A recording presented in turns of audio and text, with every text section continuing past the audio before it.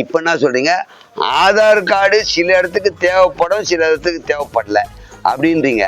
இப்படிதாம்மா எதுக்கு பண்றீங்கன்னு கொஞ்சம் யோசனை பண்ணி தேவையா இருந்தா பண்ணுங்கம்மா. பல கோடி ரூபாய் போறது மட்டும் இல்ல, இந்த 6 கோடி பேரும் நடுத்தெருக்கு வந்து இது மாதிரி ஃபார்ம் எடுத்துக்கின்னு பிச்சுன்னு இருக்கானுங்க. இதை ஃபில்அப் பண்ணி கூட ஃபில்அப் பண்றவன் படிச்சவன் அந்த கூட எடுத்து வச்சுங்க. அதுல என்ன கேட்டிருக்காங்க, இந்த பக்கம் ஒன்று இருக்கு, இந்த பக்கம் இருக்கு, ரெண்டுத்துலயும் ஃபில்அப் பண்ணுமா, ஒண்ணுத்துல பண்ணுமா? அப்ப நான் இந்த பக்கம் பண்ணட்டுமா, இந்த பக்கம் பண்ணட்டுமா? அவன் குழப்பத்துல இருக்கான். இப்படி படிச்சவனே குழப்பத்துல இருக்கும்போது பாமர மக்கள், அடித்தட்டு மக்கள் எப்படி ஃபில்அப் பண்ணுவாங்க? இப்ப ஃபில்அப் பண்ணலாம், நீங்க என்ன பண்ணுவீங்க?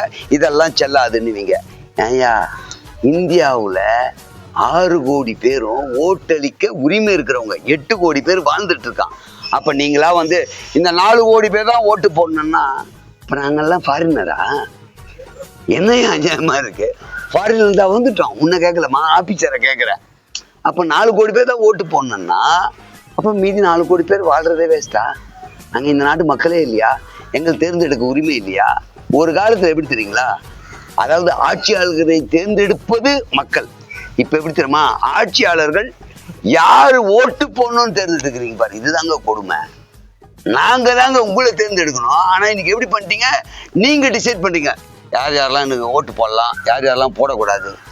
ஜனநாயக நாடுமா, அதை முதல்ல புரிஞ்சுக்குங்க. சார் நல்லா தெளிவாதான் பேசுறீங்க. ஆனா நீங்க பேசுறது யாருக்கு அதுக்கும் உழுவாது. இப்ப எங்களுக்கு பேரை மட்டும் சொல்லுங்க.